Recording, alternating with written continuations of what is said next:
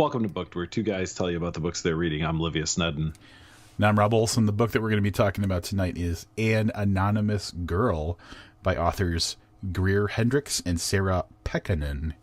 It is of note that the publisher, St. Martin's Press, reached out to us and asked us if we wanted to review this, and we agreed. And I'm going to just take a little aside before I get into bios to say that we specifically, when we replied, said, hey, send us 2 copies if you're sending paper books. That way, like, we can read it at the same time. And they did. They were, I always kind of cringe when I'm like, oh, send us 2. And they're like, I assume they're like, we're going to send 1, but they had no problem sending 2. And then, and this was probably a good month and a half before, like a month and a half ago, Olivia, something like that. At least, yeah. A couple months maybe. And then as the date approaches that we're going to review this, I get a package in the mail, as I often do. And it's it's a third copy of this book, but it's the final edition hardcover that is publishing today, if you're listening to this as the episode releases. So not only did St. Martin send us review copies, they sent us one more than we have reviewers. It's just kind of interesting. I wonder often about like the delivery drivers that deliver to you, because those guys like run into each other like at the hot dog place across the street from Right. you or whatever. One of them's got to be like, what's with that fucking dork at redacted address? It's just like goddamn books showing up at his house every day. How much can that fucking guy read? Yep. What they don't understand is that you are creating a wall of arcs. So I don't know. I mean, I know we've kind of maybe mentioned this on the podcast before, but Rob's place has this like half divider wall where it's only how tall is it, Rob? 3.5 feet? Yeah, about that. Yeah. Rob is in the process of finishing that wall with books right now, so that there are stacks and stacks of books that go almost all the way to the ceiling, which will create like a full wall divider in his place. So keep on sending those books, guys. Rob's he's almost there. Yeah, the wall. I'm building a wall. Not a controversial topic. The Not wall at all. It took a hit recently because over the Christmas holiday, I gathered up a handful of children's books that have been sent to me over the years and brought them to Adam and Oshkosh, whose legs don't work, to see if his kids wanted to read any of them. So that was about 4 or 5 books. So I gotcha. I thought he had one of those little divider walls too. He for kids. He's built. It's in his kids' room. So obviously the kids' books. Correct. Exactly. All right. Let's get into this. You want to tell us about the co-authors of this book? Yeah. Here are the biographies for the 2 authors. Hendricks is the co-author of the New York Times bestseller The Wife Between Us. Prior to becoming a novelist, she spent 2 decades as an editor at Simon & Schuster. She obtained her master's degree in journalism from Columbia University, and her writing has appeared in The New York Times, Allure, and Publishers Weekly. She lives in Manhattan with her husband and 2 children. Now, Sarah Pekkanen, I'm hoping I'm saying that right, forgive me if I did not, is the internationally and USA Today bestselling author of 8 previous solo novels, and the co-author of the New York Times bestseller The Wife Between Us. If you haven't figured it out yet, that means that they co-authored The Wife Between Us. A former investigative journalist and award-winning feature writer, she has published work in The Washington Post, USA Today, and many others. She is the mother of 3 sons and lives just outside Washington, D.C. I keep thinking those are really kind of impressive pedigrees for both of them. And then I realized that they probably made more money off these last 2 books than they did in their as a editor or investigative journalist. Well, yeah, I mean, in a degree in journalism from Columbia University. I mean, there's a bunch of stuff here, and honestly, I'm pretty sure that the fiction writing is what's really paying off for these 2 ladies. So, well, if the promotional materials that come with these advanced reader copies is any indication, like apparently these 2 books are sensations. I am fairly certain that both of them have been optioned for film already.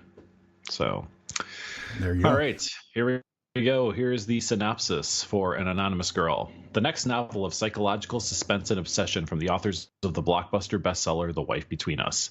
Seeking women ages 18 to 32 to participate in a study on ethics and morality, generous compensation, anonymity guaranteed. When Jessica Ferris signs up for a psychology study conducted by the mysterious Dr. Shields, she thinks all she'll have to do is answer a few questions, collect her money, and leave. Question number 1. Could you tell a lie without feeling guilt? But as the questions grow more and more intense and invasive and the sessions become outings where Jess is told what to wear and how to act, she begins to feel as though Dr. Shields may know what she's thinking and what she's hiding. Question number 2. Have you ever deeply hurt someone you care about? As Jess's paranoia grows, it becomes clear that she can no longer trust what in her life is real and what is one of Dr. Shields' manipulative experiments. Caught in a web of deceit and jealousy, Jess quickly learns that some obsessions can be deadly. Question number 3. Should a punishment always fit the crime? Pretty good synopsis. Glad that you brought up the quality of the synopsis, because there's a couple of things that I might take issue with, and I don't know if this is jumping ahead before we start to explain the story, but there's a few things that I feel are at the very least a little misleading. So first of all, the seeking women ages 18 to 32 to participate in a study on ethics and morality implies that, like, the way that the protagonist found the study was normal. So I have a little bit of an issue with that. We'll get into that in a little bit. I had another problem too, but I can't remember what it is. So I guess in general, I'd say that while it's a nicely structured synopsis overall, I feel like once you read the book, it strays a little from what the story actually is, and it's probably a little bit intentionally misleading. Yeah, which brings me to the first point I wanted to make. We're probably going to have to go in a little farther than I'd like, versus the synopsis to really talk about this book. Little mid-spoiler territory. Yeah, so if you really, really, really want something that's 100%... Look, this is the worst part of this. This was like when I complained that my favorite podcasts only do episodes once a week. Remember that? Yeah. That they should be more often. This is kind of the same thing. Like, if I wanted to read this book, I as a podcaster want to talk about it in a way that I as a podcast listener would want to listen if I want to read the book.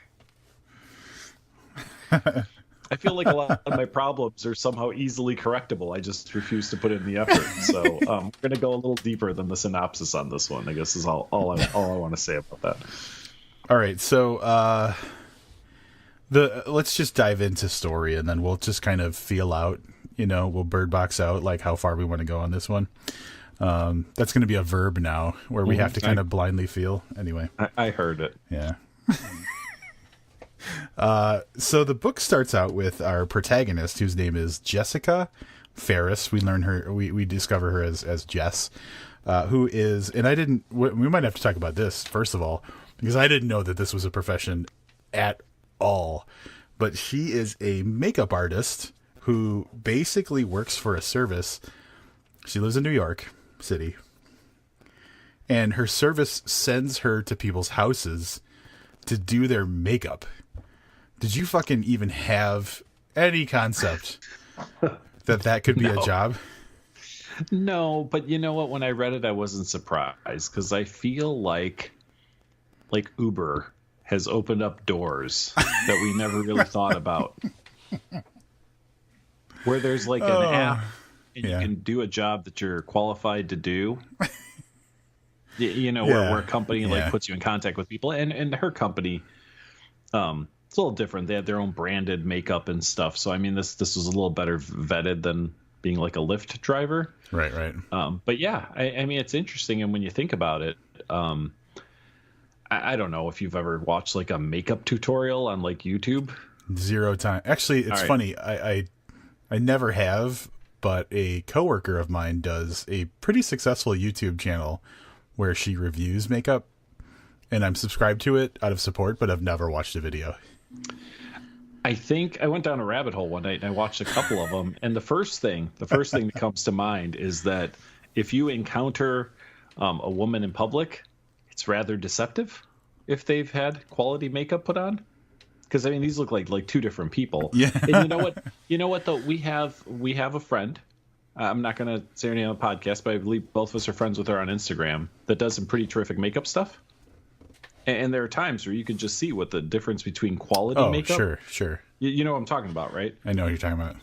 But that's exactly it, right? So when you have someone that really knows what they're doing and isn't just, rubbing some lipstick on their lips Yeah. and saying, "Oh, I put on my makeup," like there is a significant difference. So I can imagine for someone who's not very good at that or who has a big event coming up, that a service like that for $50 or whatever for someone to come over and do your makeup, is it's probably okay. I guess, especially considering the artist that's coming to your house is providing the makeup. Like, they don't show up and be like, all right, what type of mascara do you have? They have it all. Oh, that's a good point them, too. If you're going for a certain look, you might just spend $30, $40, $80 or whatever just on the makeup that you have to buy to get there. Yeah. As opposed to a one-off, they show up, they slap the makeup on you. Like, I don't need to buy like a fucking scattered bathroom piled with cosmetics. Okay, so this is starting to make more sense now that we talked through it a little bit. But as I read this, I was like, what the fuck kind of world are we? But New York, whatever. Maybe that has something to do with it. I don't know. Maybe. At any rate, Jessica does this for a living, if you have not gathered that from here. And she's struggling a little bit. We find out through the course of the story that she has some obligations, some things she pays for that take her outside of her financial comfort zone. And as she's doing makeup for a couple of kind of young, snotty college girls, she discovers that there's a study that pays a significant amount of money that the two of them were planning on going to the next day. So she basically steals the information and then presents herself there as one of the girls that was supposed to go to the study. And that's really where this kicks off. This is her introduction to these questions and this doctor that's mentioned in the synopsis. Yeah, and so that's where I first took issue with the synopsis, because the synopsis implies that like she was, solicited to be in this study, and right off the bat, she kind of cheats her way into the study for some quick money. And so she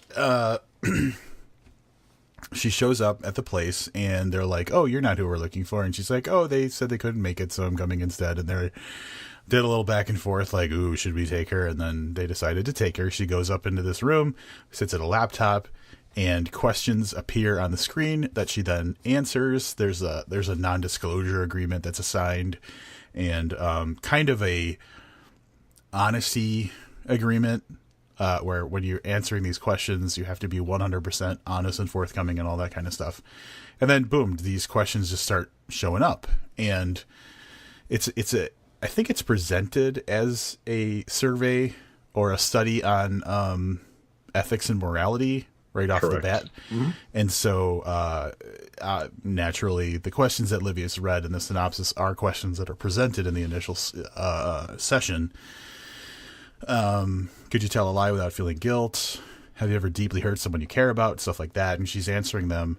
But the interesting thing is, like, it's more interactive than she was expecting. And this is where it starts to become interesting, because when she answers a question at kind of surface level, the computer responds and asks her to dig deeper and be honest and not just kind of like phone in the answers, which is kind of interesting. So, yeah, she winds up getting more questions at the end. She's asked to come back. Then moving a little quicker through the story, she eventually meets Dr. Shields, who wants to expand her participation in the study, be further compensated to do some like real life observations on her, where she's tasked with things to do and has to report back. Yeah, and it's all hush-hush. Like, she doesn't really know what's going on. Jess, the protagonist, doesn't really know what's going on. She's just told that, like, she knows that this is a study on ethics and morality, and sometimes there's a little bit of context given to her when she's asked to do something. But, like, for example, she's sent on an errand to just pick up something and bring it to the doctor, or later on sent to do makeup for two different women. And the context that she's given in that case is since they set it up as like these women won a free makeup session, they want to see if, because the session was free, will they tip better than someone who paid for the session, that kind of stuff. So she's sent out on these seemingly innocuous little trips to study the behaviors of people, but then like the stakes start to rise where she's like asked to flirt with someone and stuff like that. And so it gets a little bit more kind of questionable, a little risque as things goes on. Mm-hmm. The way that some of the plot is revealed to us, I guess we could have mentioned this at the start. This is told in alternating chapters. Mm-hmm. One chapter being Jessica, the next chapter being Dr. Lydia Shields, the psychiatrist.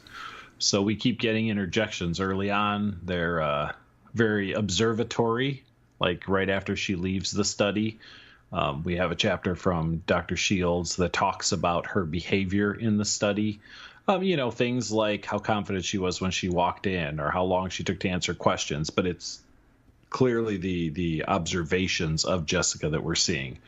And then as the story unfolds, we continue to see mostly as Jessica is wandering around in the dark, trying to figure out what some of these things, what the purpose of some of these tasks that she has to do are.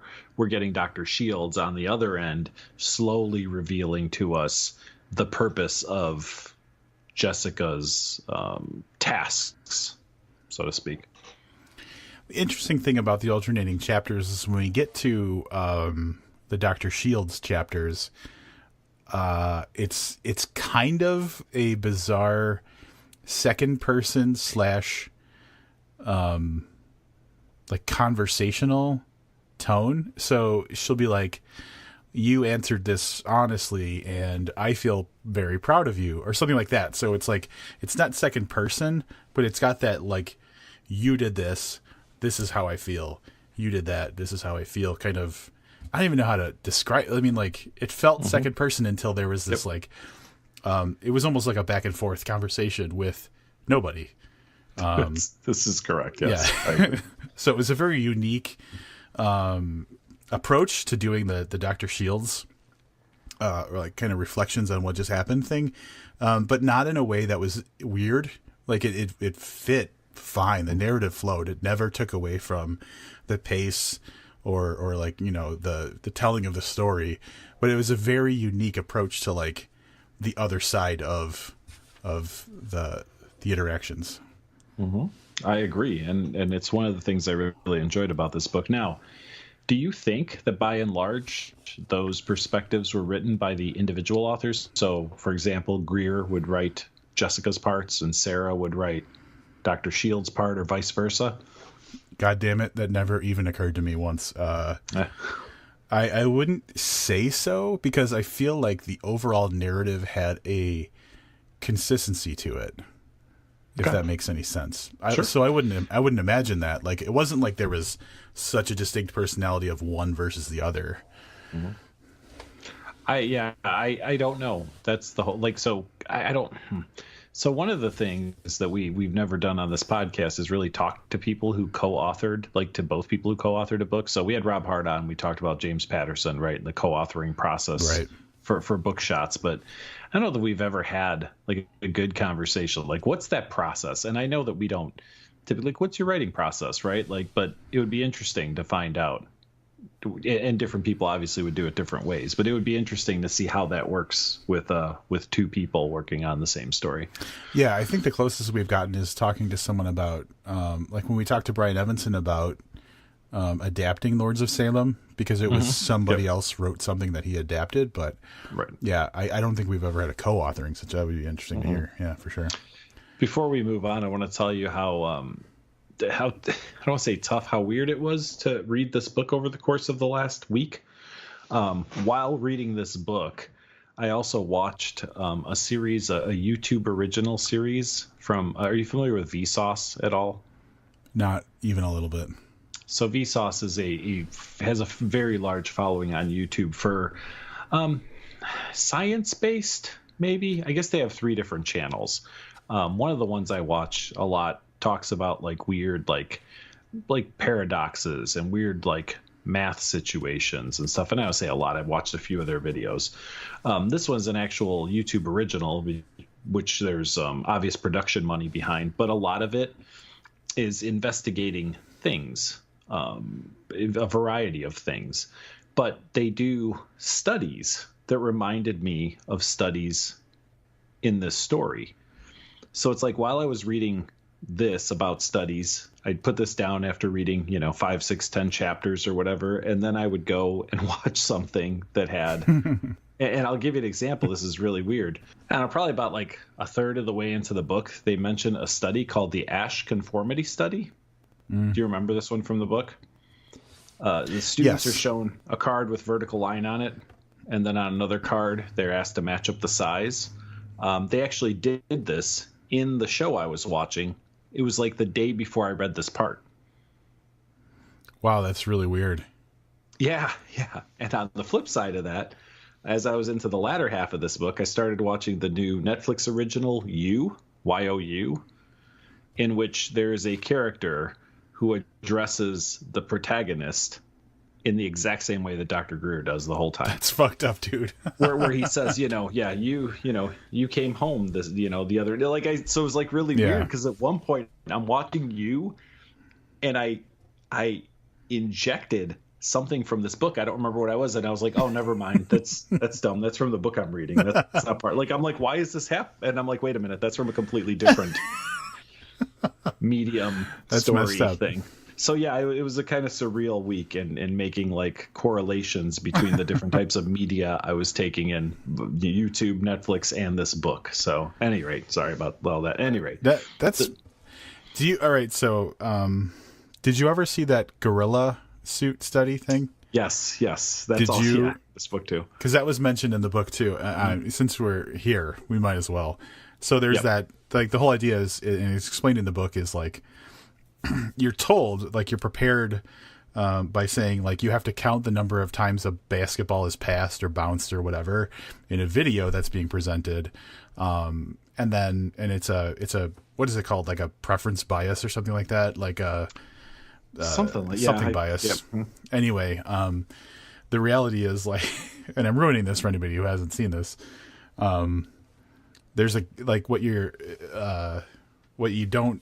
supposed to not notice is like a dude in a gorilla suit walking in between all of these like people bouncing a basketball or passing a basketball or whatever it happens to be. And it's a fucking interesting study. And if you don't know about it and you watch that video, you don't see the gorilla. And I did not. I did. And it was presented to me at work, much like you said, not on, here's a fun viral video or whatever. Mm-hmm. Like it was presented to me as part of a work training thing. Right. Like legitimate, like a mental exercise kind of thing. Yeah. And I did, which whatever, but yeah, no, it's super, super interesting to see how different people, react to things. So there's a little bit of that they're mentioned here in the book, but really, the reason I was talking about that was that seeing how much people tip if they pay less is, I believe, an actual study that I read about, that people do tend to tip more if they don't have to make a payment or if they make a significantly reduced. I know I do. Oh my God. Yeah. Like anytime someone's like, hey, this is on me, I'm like, you're getting that in tip then. Yeah. So yeah, but I guess when it's presented, it doesn't sound as weird. Like I felt like Jess thought that was a really weird thing to like study, and it made perfect sense to me. Yeah, I wouldn't even be suspicious of that. Seeing the spending habits of somebody who receives a service for free. Yeah. Mm-hmm. So basically, like we've kind of done the setup pretty well, and I think that we have to get into like the idea of the book is that the study is not as innocent as it seems, and this is where we're probably going to push the boundaries a little bit of what is spoiler territory, because like we haven't really talked about the interesting part of the book at all. And that's like what the real... So I'm going to set it up for Livius to take over, saying the study is not what it seems.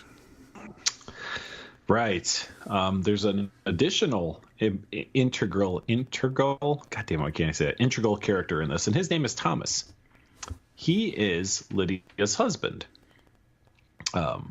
Jessica knows that Lydia has a husband, that she's married. What she doesn't know is that they're separated because Thomas has cheated on her. And Jess is going to be the bait to see if he will do it again. I didn't want to go this far into the story, but I felt like that's the real meat of it, right? I mean, Rob sent me a text message, and we'll probably talk about this more in spoiler talk. But yeah, the meat of it is. I just realized what the message said. Yeah, Dr. Shields has found an attractive young lady that she is going to manipulate as part of a study, air quotes, to flirt with her husband and see if he takes the bait. And it's more of a purity test than anything. Basically, maybe I'm spoiling. The idea is she wants to know if it's possible that it was a one-time thing, I guess is the way that I'll state it. Yeah. Yeah, I think that's a good way to state it. Yeah. And of course, nothing goes according to anybody's plan. And but that's where all the action, where all the really discussion worthy stuff happens. And that's what we're probably not going to talk about. But that's where it gets really interesting. So to recap, we have a young and I was going to say innocent, but innocent can be taken so many different ways, but kind of doe-eyed subject, who's subject number 52, by the way, who's just excited that she's able to pay her bills. And then, like I said, she has some extraneous expenses and she feels so much more comfortable with her life because she's getting paid out hundreds of bucks every time she sees this doctor, which is making her life a lot easier. On the flip side, we have a very manipulative, maybe evil, I don't know, psychiatrist who is, who's manipulating this younger woman into doing things that are outside the bounds of an actual psychological study. So I'm no psychiatrist. I have to hold on. I have to write. I keep a list of the things you're not. That you say you're not on this podcast. So let me psychiatrist. Got it. Livius is covering a wall with the things written down with the things that I claim I am not. Psychiatrist might have already made it on that wall. You might have just repeated a word. It's true. There's so much on here. It's hard to keep track. But anyway, I'm not a psychiatrist, but I would say that the moment that you present something you're doing as a study that has personal, you're personally involved in, and you're misleading your subjects, not for the sake of the study, but for the sake of not losing them from the study because it's a personal thing. I really feel from the get-go, there's no legitimacy to what Dr. Shields is trying to do. Yeah, once we find out, sure. Yeah, I agree.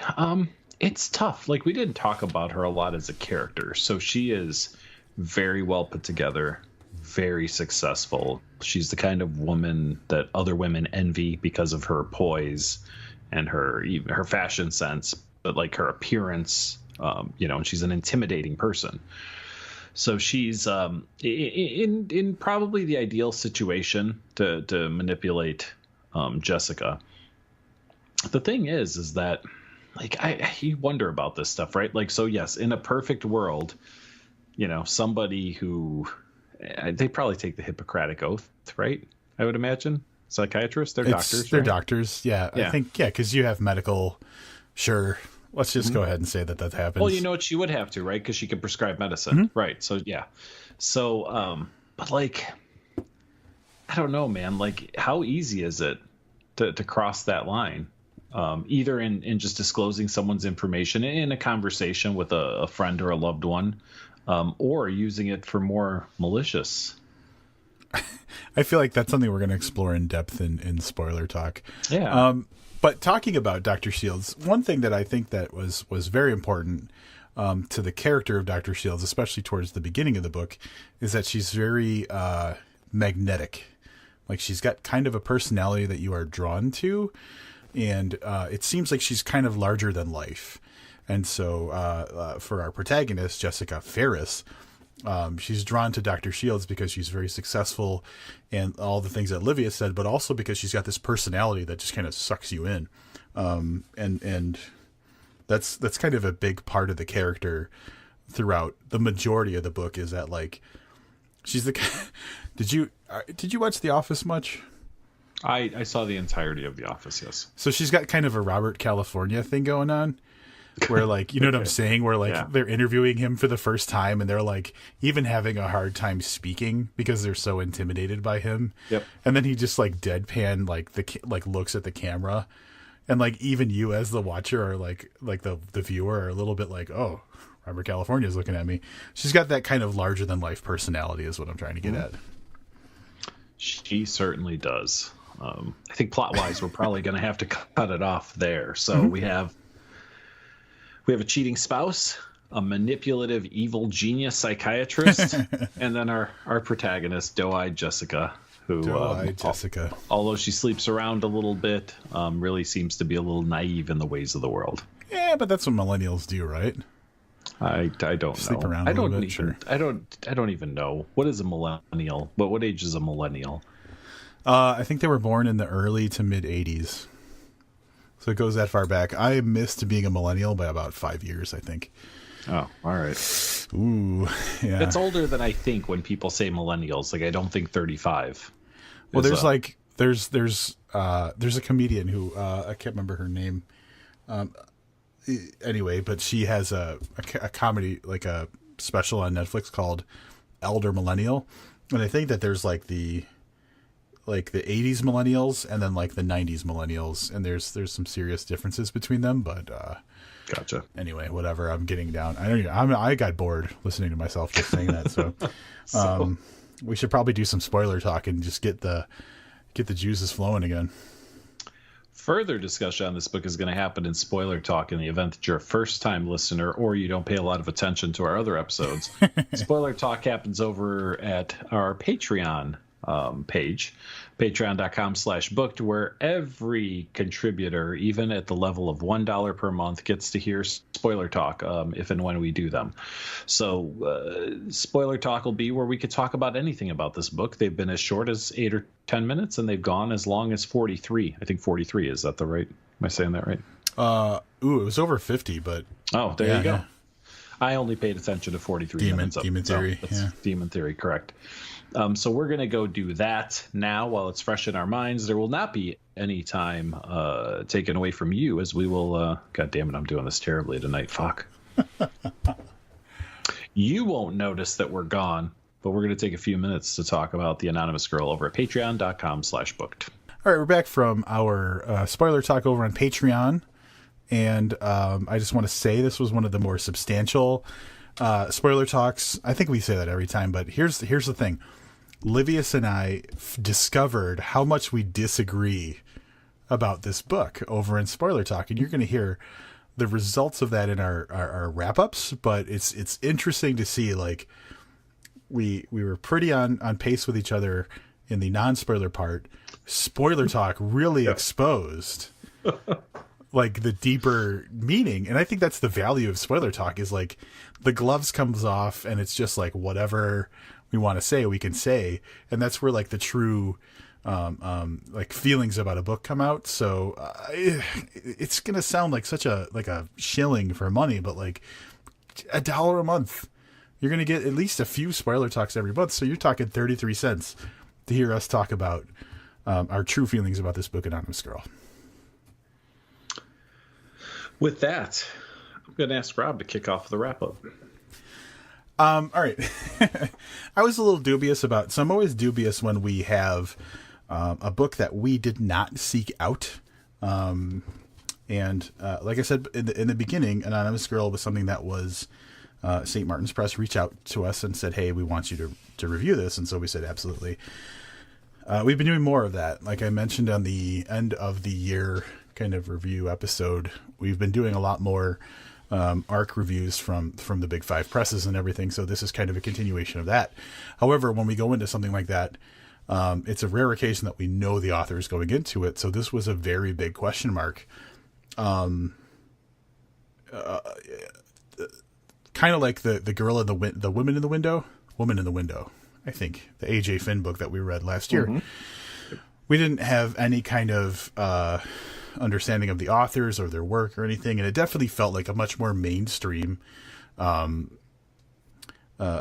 that we don't necessarily approach. And so I had a little bit of hesitation going into it, but I always try to go into the books that we review as open-minded as possible and as objective as possible as well. And there is a lot of stuff that is very interesting about Anonymous Girl, and there's a lot of the plot that is very well done. I would say that this is definitely a book that keeps you interested in what's going to happen for the majority of, if not the entire book. That being said, I had a couple of personal objections that I won't go into because they spoil parts of the story. If you want to hear those, you can go over to our Patreon for $1 a month, and you can hear our spoiler talk about the book where we go into a little bit more detail.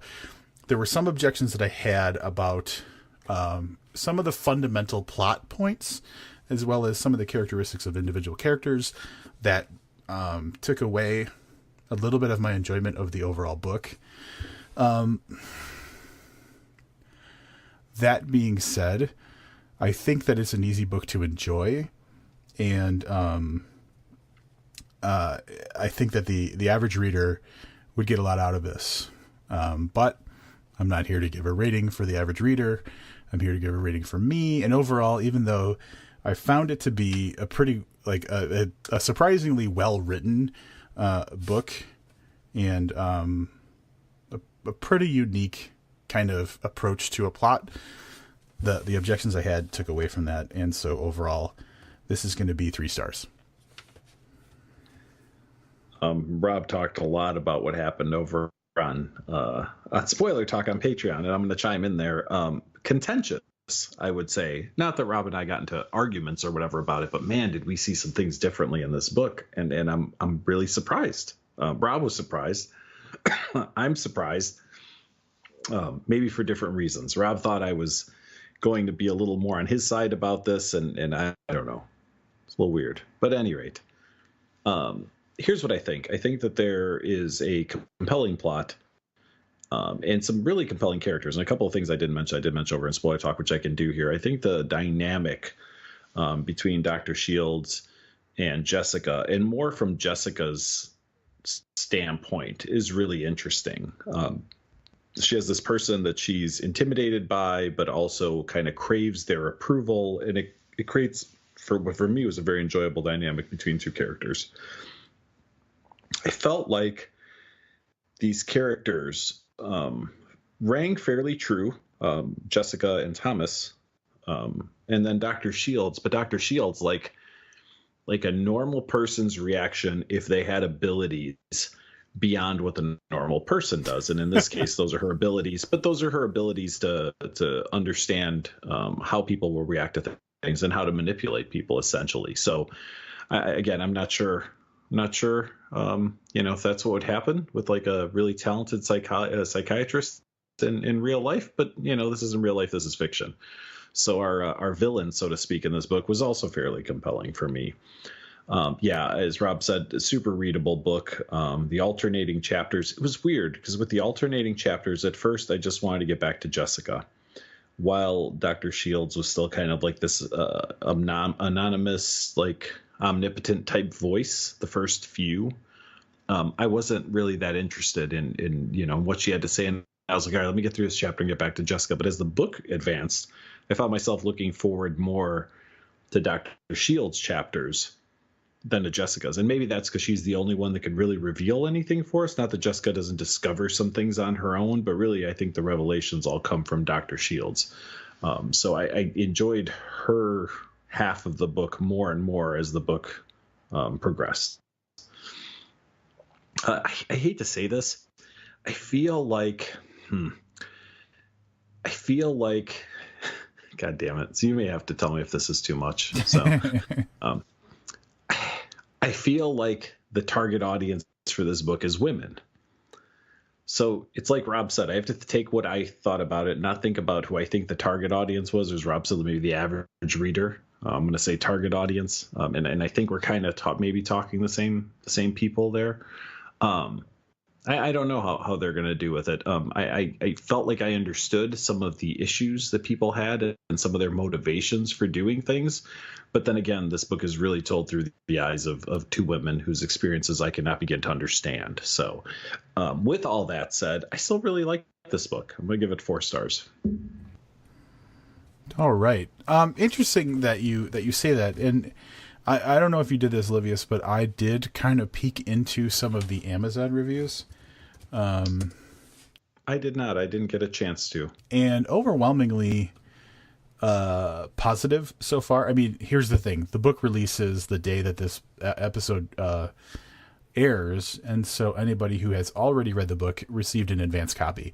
That being said, so far of 20 customer reviews, the average rating is 4.3 out of 5 stars, all being 4 or 5 stars except for 2 2-star reviews. And I didn't read through too deeply into this, and I don't think I will, but I noticed that in one of them, someone said something like, this isn't exactly my cup of tea, but if you're into domestic thrillers, this is probably a book for you. And I'd never really thought about the term domestic thriller before, but don't you think that really fits this? I do. And it's funny because sometime while we were reviewing this, I was thinking this has a similar feel to some other books that we've read. And I don't know what that genre is, right? So The Woman in the Window, and then what's the one with the scientists? The Scientists. Oh, God damn it. We read it last year. It's by a chick. It's got the same, like the doctor that everybody wants to. The 2 girls are growing up through high school, and they both are science nerds, and then they're not together for like 10 years. The Megan Abbott book, Give Me Your Hand. Yes, that one. Like, again, a very similar feel to those books. Domestic thriller is an interesting term for a genre, and I don't know that all of those fit, but I felt like overall they all had, and I've never read it, but I'm guessing Gone Girl is probably on that list. And then I saw the movie The Girl on the Train.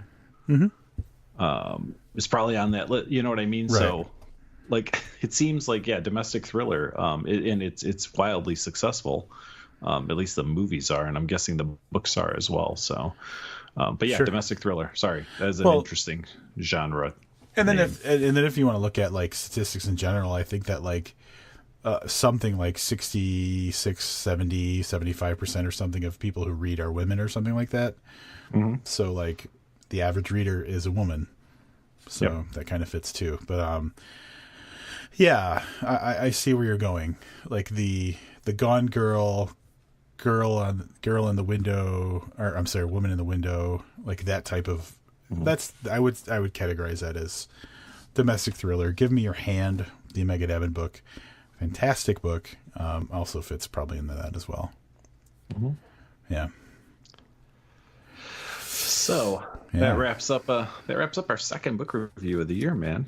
Yeah, and before we move away from this book, we get review copies, and this is one of those, like I mentioned earlier, and inside of those review copies, sometimes they give you like an information on like the campaign, the advertising / marketing campaign they have going for an individual book. And I think part of it is just like to show someone like the scope to which they're promoting it, but also like it's just some basic information. And I don't think that trickles down to non-reviewers very often. So I thought it might be interesting to explore a little bit of what a marketing campaign for a major Big Five publisher looks like. What do you think? I would like to know myself. You should know. You actually always read those inserts, and I didn't read the synopsis for this. I didn't read anything except the book. So this is what a major marketing campaign from St. Martin's Press sounds like, according to them. 500,000 copy announced market distribution. So Anonymous Girl, I'm assuming either in its initial printing, that would have to be the initial printing then, right? Mm-hmm. Yep. 500, and then if it sells through the 500,000, then they do a second printing, blah, blah, blah. So 500,000 books just to get started. That's fucking big.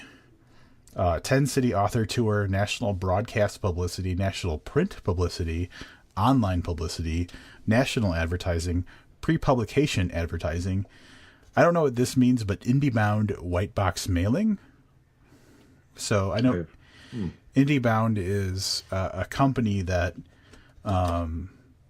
it's like a service for independent bookstores. So it might have something with getting books into the independent bookstores, maybe, whatever. Mm-hmm. Major pre-order campaign, major evangelist campaign. I'm assuming that means like street team kind of approach, right? I would hope it's not like priests.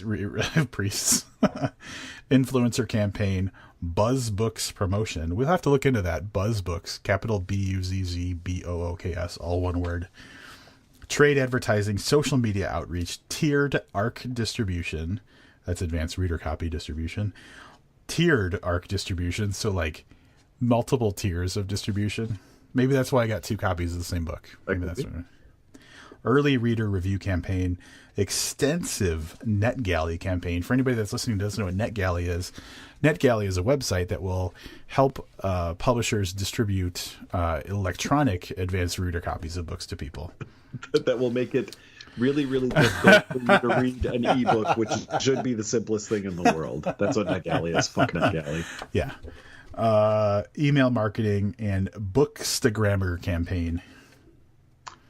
I just want to touch on a couple of things. I did some research while you were doing that. So yeah. It was 500,000 books, you said, right? 500,000? 500,000.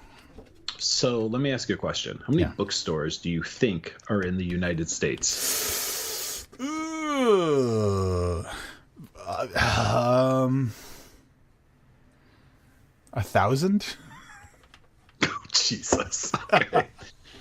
In 2018, there are 22,500 bookstores.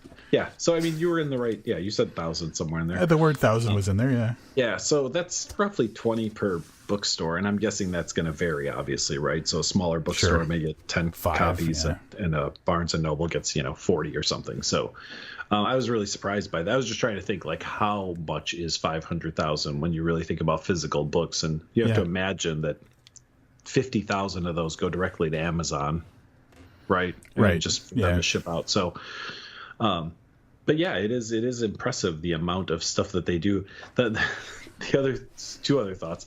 The other thing is, and I thought about, I'm not gonna say who. I thought about an author we know that probably is choking listening to this, like as a promotion, like how books get promoted versus like the indie kind of book scene and or the self-pubbed kind of book scene. And then I also looked up BuzzBooks. BuzzBooks appears to only do what look like romance novels. So I don't know if BuzzBooks is really something for us. Well, it occurred to me that because I got one of the hardcover copies in the mail, really it's 499,999 books going out to bookstores. That's not 500,000. Correct. Yeah. So it's already inaccurate. Yeah. All those numbers are skewed. So, but yeah, that's a book. So these guys were top 10 New York Times bestsellers with their last book. So they also sent us a copy of that, even though they knew we weren't going to review it. I'm not surprised that that's the type of marketing campaign that gets put together for something like this. Yeah. So there you go. That's Did I happen to say fuck NetGalley at all this episode? You at least twice now. All right, just making sure. Yeah, there you go. That's St. Martin Press promoting an anonymous girl. I'm sure that did it say anything about the movie rights on this one? Is that already sold? I'm guessing. There's probably a way to know. I know that they sold the rights to The Wife Between Us, or whatever that other book was called. Mm-hmm. Yep. And it's just for a series. And it was in May of last year. For this book? Yeah. Wow. E1. I'm guessing that's supposed to be E1, E-O-N-E. E1 acquires an anonymous girl for series development. Oh, all right. Good for them. Good for Greer Hendricks and Sarah Pekkanen. Good for them. Yeah, agreed. Let's see if we can find how much they paid for it. Well, 60, $70 at least. At least. Can we talk about a series? I'm totally changing the subject now, A series that I want to see that I'm a little nervous about is season 3 of the MTV Scream TV series. I've seen none of it, so I don't know how much I'll be able to offer in way of... So, seasons 1 and 2 are actually fairly good. And I don't know enough about MTV doing TV shows to know whether like that's a common thing or whether this is an anomaly. But the big thing about season 3 of Scream on MTV is that it was directed, I think co-directed by Dennis Widmere. I remember seeing that, yep. And there was some sort of delay or something that caused it to be questioned whether it was actually going to ever air. And as time goes on and his Pet Sematary movie becomes closer and closer to like being released, I'm like, dude, I really want to see, even if it wasn't Dennis, I would have wanted to see season 3 of the Scream TV show anyway. But specifically, and especially because it was him, I want to see it. And I'm starting to think that that's just not going to happen. If it's been filmed, that's totally a lot of money. Yeah, it was totally in post-production when or done when this was announced, and it's like, what a fucking waste. Like, you have to understand like how easy it is if you haven't put a ton of money into it. Like, so you bought the rights, and then something goes wrong, and you go, fuck it. But after you're done, it's why tough. not? Yeah, why not just do it? You already paid for all of it. So, well, it's because MTV has so much programming. People are watching. I forget MTV's still a channel. Oh, dude, me too. Yeah, like, I don't know. I mean, I'm not a, it's to go back to what, you earlier, I'm not a TV producer, but fuck, man, MTV's still a thing. Like, I don't even know how that's possible. Yeah. So, Dennis, if you're listening, slide into the DMs and give us a hint what's going on with that. While we're on TV, I mentioned that TV show sorry, I've got this E1 thing pulled up in front of me. The TV show You that I watched on Netflix, or I'm in the process of watching. It's an interesting show. It is about a stalker who meets this girl who's just basically perfect. She's adorable and everything. Meets her at the bookstore he works at, and falls for her. But he might be a little bit crazy. So basically, he starts like super stalking her, and then working his way into her life as her boyfriend. I'm really enjoying it so far. I'm very I'm surprised at how much I like it. Not just because Penn Badgley, I think is his name, who of course from Gossip Girl fame. He was Dan on Gossip Girl. Naturally. Yeah, he plays the main character, who is this kind of nutty but really smart stalker. But I really like it. I pulled up some information on it. I just Googled it. You is a disturbing show about a psychopath in the digital age, and I keep thinking as I watch this, like, is everything he's doing really that bad? Like, he likes this girl. He's doing things that are in her best interest. So again, maybe like this book we just reviewed, maybe you and I are coming at it from different angles. So this is, everybody mark it down. This is the episode where Livius and I take divergent paths that never will cross again.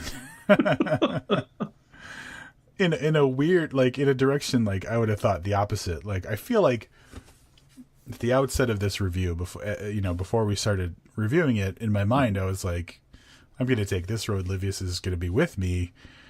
Livius took the traditional Rob road, I think, on this one, which was being sympathetic with the narrative. I don't know. Mm-hmm. Anyway. Interesting stuff. So next week on Booked, the long mentioned Les Edgerton interview is going to be next week. So we're going to take a week off of reading books, at least for this podcast. And let's be honest, you're not going to read anything next week, right? Not in the least. Yeah, I'm probably not going to either. And then we don't know what we're doing after that. Who knows? Maybe another interview, maybe a book review. We'll see. But I'm very happy to say that it's the 7th of January, and we've recorded our second book review of the year. Ooh, I wish I had a key page update, but we're almost to 700 if we're not over 700 pages for the year. Yep. That's 100 pages per day. Yeah. For you, it probably was 100 per day. I started Les Edgerton's book in like 2016. When you shook his hand in that fucking brewery in Indiana. Yeah, in downtown Indiana. That's when I started learning the story. So next week we'll have Les Edgerton on to explain himself, or just answer questions about writing a memoir. Yeah. Anything else you want to add before we get out of here? No. That's going to absolutely wrap it up for our review of Anonymous Girl. Until next week, I'm Rob Olson. And I'm Livius Ned, and keep reading.